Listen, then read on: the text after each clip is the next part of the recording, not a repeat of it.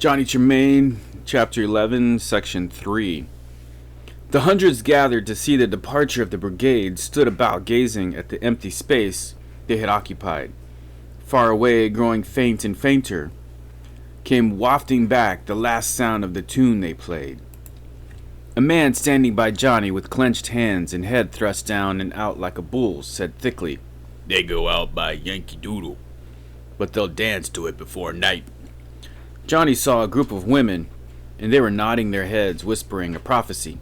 Before night, they'll be dancing. This catchphrase was everywhere. It did not seem to have gone from mouth to mouth, but from mind to mind. Old meeting struck 9. Earl Percy and his laggard brigade were gone. This day, this unreal day in which Boston waited hour upon hour for news, any news, good or bad, was well begun. Suddenly, people were saying, "Have you heard? At sunrise this morning over at Lexington, the British fired on us." No one seemed to know where this rumor had started, but it was everywhere. Although half of Gage's forces had left town for the battlefield, there were more officers than usual hanging about the streets and taverns, and their faces were so bland, and they reassured the people so glibly, that not a shot had been fired, not a person killed, and begged all and sundry so smoothly to keep calm and go to their shops or their homes. Johnny was confident that the British as well as the inhabitants had heard now that the war had begun. And by noon, little bands of soldiers appeared on the streets, going quickly from house to house. Too late, General Gage had given orders that the leaders of the opposition should be arrested. But the leaders were all gone. The angry, frustrated soldiers might scare Sam Adams's black handmaiden out of her wits. They could break John Hancock's fence, but these gentlemen had quietly left Boston a month before. They stormed into Joseph Warren's house. He was gone, and so was Paul Revere. Not one of the principal leaders was left, and seemingly no rebel printers. Isaiah Thomas's shop was empty. He and his press had left the night before. At Eads and Gill's, where the Boston Gazette was published, they did grab young Peter Eads. His father and press had been smuggled out to Watertown. Robert Newman, suspected of having hung the lanterns in Christ Church the night before, was thrown into jail, and John Pulling, merely suspected of having helped, was forced to hide in his grandmother's wine butt. Paul Revere's cousin was in jail, and every minute the temper of the soldiers was growing shorter, and a queer feeling of jubilation was apparent among the people. You couldn't see, you couldn't guess why they began feeling so confident. Confidence was in the air. As soon as Johnny heard that arresting parties were on the streets, he sent a message to Uncle Thorne. Uncle had best make himself scarce. Soon after, having stood about the jail and noted exactly who was put in it, he himself headed for Salt Lane. There was not a person on the street, but at every window he saw a face. The lane itself had changed. He glanced about him and saw what was wrong. There was no little man in a blue coat observing Boston through a spyglass. The familiar sign had been torn down, stamped to kindling. The door of the shop was shattered. He went in. The presses were broken. The type pied. Upstairs, his and Rab's bed had been ripped open by bayonets. Frightened, he ran across the street. Aunt Jennifer sat in her kitchen. Half in her lap and half on the floor was an enormous feather bed. She was peacefully sticking on it a new ticking. The only unusual thing was the great number of feathers this deft housewife had carelessly spilled over her kitchen floor. Rabbit, enchanted with these new toys, was constantly picking up a feather, putting it in his hair, and saying, "Yankee Doo!" "They've been here?" asked Johnny. "Yes. Are they gone?" "Not one in sight. We got your message just as they were turning down Salt Lane." The feather bed began to heave on the floor. "You can come out now," Aunt Jennifer whispered to it. Out of the bottom rolled Uncle Lorne, choked with feathers and looking more bird than human. Rabbit shrieked, "Dada!" He evidently thought his father much improved. Still trembling, for Uncle Thorne was a timid man, he kissed his wife and hugged his child. "It was all I could think of," Aunt Jennifer said to Johnny. "Mr. Lorne just stood here and said he wasn't afraid to die. We could hear the men marching down the street. It was terrible. So I just popped him in and went on sewing." Were the soldiers rough? Rough? They were furious. Good, said Johnny grimly. That means they're really scared. Something pretty awful has happened to all those men Gage has sent out. Some of the officers may know already, but the men have guessed it. And they are running about with uniforms unbuttoned and yelling, If they want a war, we'll give it to 'em. And they won't pay taxes, we'll collect in blood. You don't say. Are you sure the fight's going for us? Pretty sure. I was down by the ferry slip and saw a British major coming over from Charlestown. Well, he had a civilian coat over his uniform, sort of disguised, and he tore off the boat and he ran for the province house. He'd come to tell Gage Colonel Smith's and Percy's men are getting licked. Boy, you're jumping at conclusions. Not I saw his face. It was just done in and tied up with disgust. His uniform was a mess. His feelings had been hurt. People who've been winning battles don't go around with faces like that. But British officers who've been beaten by peasants and yokels do. Oh, Johnny, I do like to hear you talk like that, but I'm not counting much on one man's face. Where are you off to? Beacon Hill. I have an idea that Major got back to Gage to tell him one thing. The British are going to try to get to Charlestown, just the way he did, and under protection of Somerset's guns. They won't backtrack the way they came. Too dangerous. If I've guessed it right, before long from Beacon Hill, we'll be able to see them, running, and our men after them. Johnny, here's half a mince pie for you. You're a real smart boy. Uncle Lorne came back from the bedroom where he, with Rabbit's help, had been picking off feathers. Even if they hang me, he said in a proud tremolo, I will feel I have not lived in vain. He was still pretty scared. Out on the street, Johnny met officers yelling at their men, trying to get them back into their barracks, striking at them even with the flat of their swords. You couldn't say the British regulars lacked fight. All they could talk about was how many skulking cowards and damned rebels they were going to kill. And one day, all was changed in Boston. On both sides, the gloves were off, and the hands underneath were bloody. War had begun. The pastures and orchards back of Beacon Hill were crowded, and all eyes turned northward. Johnny was not the only person who had guessed that Percy would not attempt to get the remains of Smith's troops and his own brigade back through Cambridge, but only to Charlestown, where they could be protected by the Somerset's guns. Then Johnny saw running down Cambridge Road through the bushes on Charlestown Common a scurry of red ants. Had he really seen them or imagined them? But all about him people were exclaiming, Look, there they are! Those red ants were British soldiers. To his left, the last moment of sunset light was dying. The day had been amazingly warm, but with night a fresh breeze came up off the ocean. Lights began to glimmer in Charlestown and on warships. Seemingly, there was nothing more to be seen from Beacon Hill. Silently, people turned to go to their houses. Look! Johnny cried. You could see the flash of musket fire, too far away to be heard. Fireflies swarming, hardly more than that.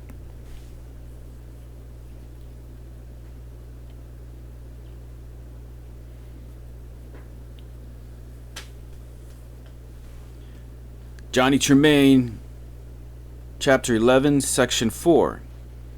Getting 2,000 men, or what was left of them, for gossiping was saying they had been well chewed into boats and back to Boston would create just the confusion Dr. Warren had promised. But it would not be easy for Johnny to slip over. The soldiers were cross and frightened. He would wait a little until they were more relaxed, say about midnight. Before him, lighted from top to bottom, he saw the Lights' house, and he remembered Pumpkin's uniform. Dressed in that, he might slip aboard in the confusion. He went to the Lights. In front of the house, he saw wagons and carts and men loading them with furniture, chests, trunks, boxes, even old portraits. The Lights were moving, and by night, and in a hurry. He went to the kitchen door. Mrs. Bessie, who certainly ought to have been superintending this moving, was sitting idly in the kitchen, doing nothing. Scylla sat beside her. She was doing nothing. Mrs. Bessie jerked her thumb toward the front of the house. Scared, she said. They're all going to London until this insurrection, as they call it, is over. The Unicorn leaves at dawn tomorrow. Gage has given permission. Scylla, said Johnny, don't you go with them. Never. We all had a terrible fight this morning when word first came that us Yankees had beaten them hollow. All the other servants are Tories and are going with them. But Mrs. Bessie and I are Whigs, and we're not going with them. In the end, Mr. Light said he was glad we were Whigs, because he'll leave us here to look after his property. Gage has promised nothing up here will be touched. But they don't want us around. Can't bear the sight of us, Mrs. Bessie said smugly. The very sight of a good Whig makes them furious. Mr. Light did have another fit, just a little one. Miss Lavinia is afraid if she doesn't get her papa right out of town and off to London, he'll die. She always did like London better than Boston anyway. They're leaving tonight, and fast. What's Susanna gonna do? Is he? Mrs. Bessie's lips curled. She'll go with them. She will not, said Scylla. Miss Lavinia has gone down to Hancock's Wharf to ask Ma to let her take her. But Ma couldn't give her away, just as though she was a kitten. Miss Lavinia was standing in the doorway from the dining room to the kitchen. She had on a black cloak with the hood to it over her head. She stood a moment looking about and said nothing. Johnny was on his feet. He knew he would never forget her. Never. Even when he was an old man, he would remember Lavinia Light standing, framed in that doorway, saying nothing. Her eyes were angry and tired. The chisel mark was deep between the low, sweeping black brows. He had never seen her look so worn and old, and never been more aware of her beauty. Isana is going with me, she said at last. Your mother, Scylla, has too many kittens. Miss Lavinia, said Scylla, you can't do that. Can't? Your mother signed the paper, and you're a wicked girl to stand in the way of your sister's good fortune. A little diffidently, Isana herself emerged from behind the lady's great dark skirts. Isana, said Scylla gently, you can't go off and leave me like this. It's no matter what Mother says. Look, dear, if you go to London, maybe you will never come back. Isana, don't go away from me. Lavinia was smiling under her dark hood. I will leave the decision entirely to her. She shall be perfectly free to choose between us. Precious, would you rather go with me to London and be a great lady and wear silks and jewels and ride in coaches, or stay here and be just another poor working girl? And then, to make the choice doubly hard for the child, she added a little maliciously, which do you love most, Scylla or me? Still, Isana said nothing, but even in her silence, Johnny could detect something of her desire for drama. At the moment, silence was more dramatic than anything she could say. Izzy's no good, thought Johnny. She'll go. Scylla was standing quietly, well away from the child. She was too proud to make any further appeal to her. Perhaps, like Johnny, she knew what the answer would be.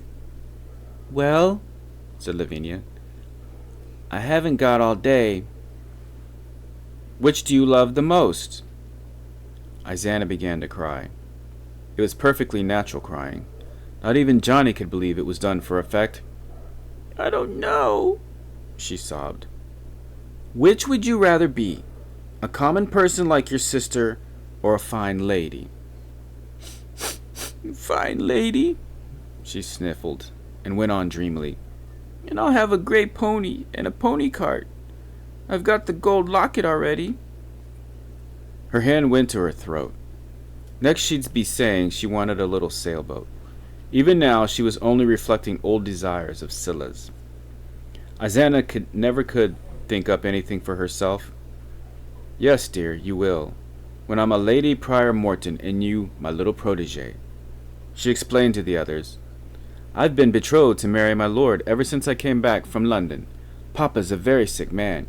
He can never live through a civil war over here. Never. He doesn't want to leave all his property to the mob. But what does it matter? My lord is so rich, this miserable house, our shops are nothing to him. And my lord never liked it that my papa was in trade. Until now, papa would not give up his trade, nor could I bear to leave him. She turned to Scylla. And I promise you, I will be in a position to give your sister the best care and training. Training, said Johnny. What's she going to be trained for? Isana shall be an actress. I will have been myself. But my station in life prevented me, and then I'm too tall. Besides, I can't act. Izana shall be the toast of London. You'll be proud some day. Even over here in this dreary wilderness, you shall hear her name and boast that once you knew her. Mrs. Bessie said smartly, I'd welcome the day I was proud to know that Izzy. Scylla was not taking the parting as hard as Johnny would have expected. Now he knew that she had been through the worst of it months before when first the two sisters had come to the lights. She had lost Izana long ago. Now, Scylla, said Miss Lavinia, I want you to have some time alone with Izana. You've been a good girl, Scylla, better than Izana, but happens she is what I fancy. Now go with her and help her pack her duds. Scylla said nothing, but curtsied and went upstairs with Izana, who was once more sobbing. You too, said Lavinia irritably to Mrs. Bessie. You leave me, for I must talk to Johnny alone. Mrs. Bessie heaved herself up out of her comfortable chair and shut the door after her. The young woman sat at last and murmured, more to herself than to Johnny, I must talk to you, Jonathan Light Tremain. Johnny raised his eyes in amazement. I wanted to tell you before we left. First of all, Papa never meant to trick you out of your cup. He honestly thought it was an attempt at swindle. I mean that someone here in Boston stole the cup and then found a boy to pretend to be a long-lost relative, and used the cup as proof. Your mother did leave Boston with one of those cups. Papa did not mention that fact in court. There were 5. He implied no more than 4 ever came to this country. He didn't imply it, said Johnny. He swore it in court. Oh, well, what of it? Let me talk. You see, he never knew that his niece, Vinnie Light, had a child. He had it from your father's family that both she and her husband died of cholera almost as soon as they reached Marseille. You see, your father was a naval surgeon, a prisoner of war, while here in Boston. Oh, nothing very much, she added scornfully. No great fortune or title. And Vinnie Light fell in love with them. He was everywhere in society that year, although a prisoner of war, and of course the Lights wouldn't hear of marriage. He a Frenchman and a Catholic, and they told her if she ran off with him, she would be cut off, and she was never to return. But she did? Vinnie was so wild she went right ahead. A ship's captain married them. Then his family, of course, would have none of her, she being a heretic. And then he died. They sent word to Papa, your grandfather was dead, that both had died. But his family sent Vinnie to a convent, hoping the sisters would convert her, and there, 3 months after your father died, you were born. You were born in a convent in the south of France. Odd, isn't it? Why do you call my mother Vinnie? We all did. Vinnie Light, the wildest, handsomest girl in Boston. I was only a schoolgirl, but she was so beautiful and so gay. Oh, if you could have but seen her. But I did. He remembered the sweet, sad face of his sick mother. Was the wild and beautiful Vinnie Light really the same woman? His mother patiently sewing and sewing to keep life in her son's body? She wanted no more life for herself, teaching him to read, making him those smocks. Knowing she had changed so much in such a few years, she dared, as Mrs. Tremain, return to Boston, so her boy could grow up there, learn a decent trade. He thought of her agreeing with Mr. Lapham for his indenture, smiling as she told him that when she died he was to go there. When I first saw you, Miss Lavinia went on, I noticed one thing, but it set me thinking. I did nothing for a while, but this spring I asked one of my father's captains, bound for Marseille, to feel about and find out the truth. I did so behind Papa's back. Papa was already too ill to be bothered, but I knew he would want to do it right. Like swearing in court, there never were but 4 light cups. She colored angrily.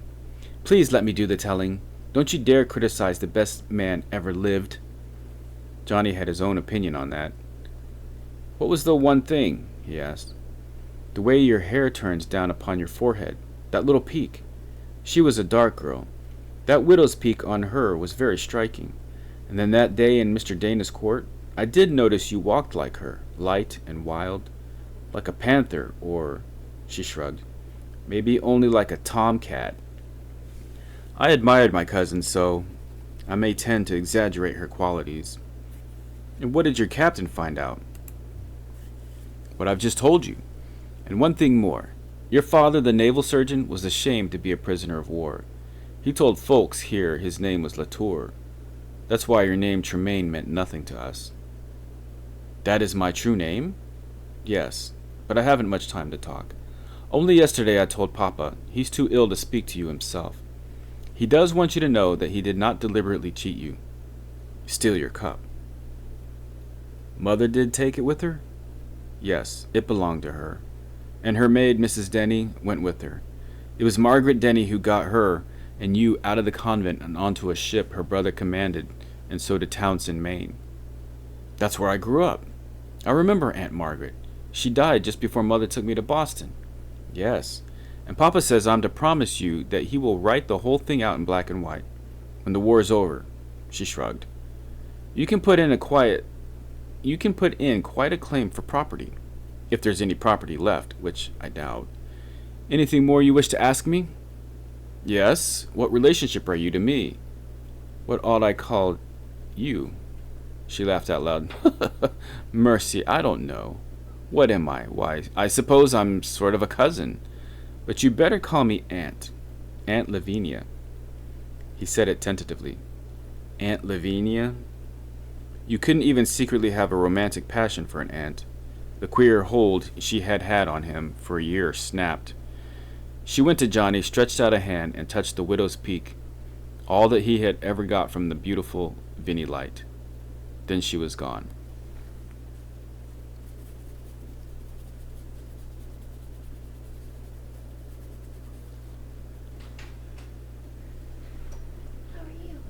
Johnny Tremain, Chapter 11, Section 5. Johnny almost forgot the principal reason for his visit to the lights. He would have liked to sit quietly for a moment, brood over what Miss Lavinia had told him. Now was not the time to brood. Scylla and Mrs. Bessie came back together. He told them he must have Pumpkin's uniform. Mrs. Bessie said he was not to think of such a thing. If they catch you, Johnny, they will shoot you for impersonating a British soldier in wartime. Lots of better men got shot today. Lexington, Concord. The British are sending boats back and forth tonight, taking off their men from Charlestown. I could sneak along over with them. No, I forbid you, Johnny. You're going to stay right here and help Scylla and me look after this house. I've got to go. Who's going to look out for the lights' horses if you walk out on us? General Gage has given his word no person or horse or any household gear will be touched. But we need a man to mind the stable. Johnny had an idea. Scylla, there's a thing you can do for me. What? Go to the Afric Queen and get my goblin. Take him up here and turn him out to pasture with the light horses. I guess he won't mind being a Tory for a while. Can I ride him? Yes, if you don't mind falling off. I don't mind. She looked excited and pleased. Mrs. Bessie shook her head. And who's to care for the animals? You adding your goblin making things worse? Not better for us two women folk. The coachman's going to with the lights. Of course, he's English born. Look here, Mr. Lorne, the printer. He's not what you'd call a coachman, but he was reared on a farm and he's in trouble. British haven't arrested him yet? He hid in a feather bed, but he can't stay there until we've driven the British out of Boston. Couldn't he and his wife and child move up here into the coachman's quarters, and you sort of act as though he had always worked here? Of course they could. I'd be proud to have him. Scylla, just as soon as the Unicorn sails, you go to the Lornes and tell him to come right up and settle in. The girl nodded. Johnny said, if he can get his little press to working again, I think he might like to bring that with him. Go on with his sedition, as they call it. He just about has to print. We can hide his press, too. Nobody would dare hunt here for sedition, not after what Gage promised. He'll be a very happy man, and now I've got to go. Syl, where's that uniform of Pumpkin's? I hid it under my bed. I'll fetch it down. Mrs. Bessie shook her head, but she wasn't going to argue anymore. How old are you, Johnny? She asked. 16. And what's that? A boy or a man? He laughed. A boy in time of peace and a man in time of war.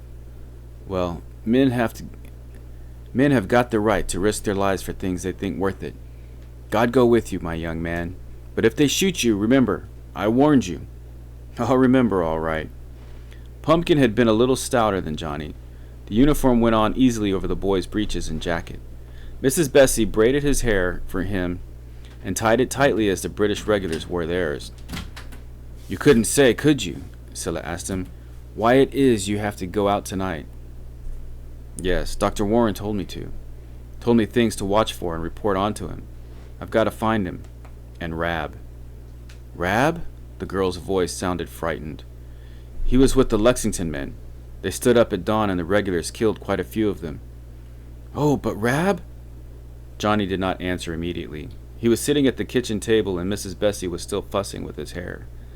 Not once since Dr. Warren had left had he spoken his name. He hadn't dared to let himself begin thinking about him. If he did, he knew he could not think of anything else. Now he had spoken his name, and emotions, fears, that he had held in check all day surged up through him. But he said quietly, "I've got to find him. So be a good girl, Syl, and mind Mrs. Bessie." He stood up and put on a shiny black hat with a silver cockade on it, and saluted smartly. He knew that the last man to wear this uniform had been shot for putting it off, and there was a chance he'd get shot for putting it on. The scarlet tunic with its pale blue facings, the white crossbands on his chest, the white breeches made him feel like a different person. Now he was a private of the King's Own. He felt confident and happy. And Rab? Of course, he was all right. You couldn't kill a fellow like Rab with just a fanful of bullets. He shook hands with Mrs. Bessie, and because his uniform made him feel grown up, he kissed Scylla goodbye just as he had the Sunday before seeing Rab kiss his aunt. Not all like a child being kissed by female relatives. But Scylla said mischievously, "Why, I feel as if I were kissing Pumpkin." So Johnny stalked off down Beacon Hill with the proper martial strut. The littler they are, he thought, the more they strut. The physical act of strutting lifted his spirits, made him feel bigger than he was. Of course, that was why the little fellows do it, and he wondered what had happened to Sergeant Gale.